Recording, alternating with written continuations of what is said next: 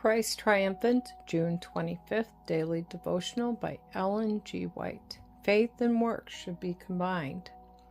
And I said unto the king, if it please the king, and if thy servant have found favor in thy sight, that thou wouldest send me unto Judah, unto the city of my father's sepulchres, that I may build it. Nehemiah chapter 2, verse 5.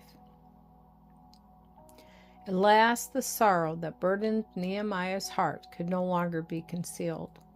Sleepless nights devoted to earnest prayer, care-filled days, dark with the shadow of hope deferred, leave their trace upon his countenance.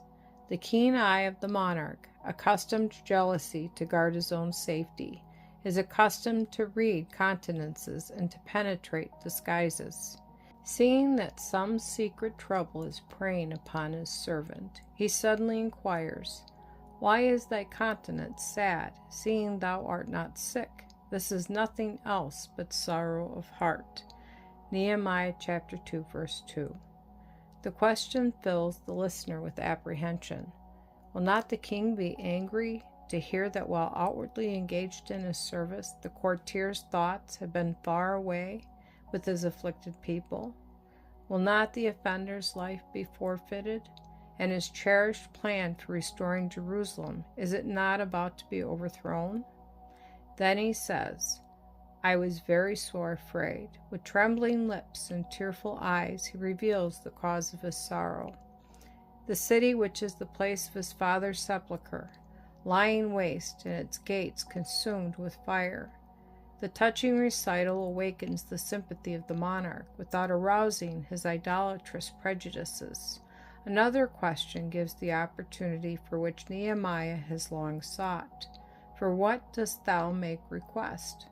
But the man of God does not reply until he has first asked the support of one higher than Artaxerxes.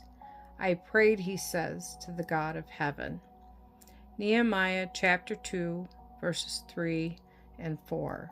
The silent petition then sent to God was the same that he had offered for many weeks, that God would prosper his request.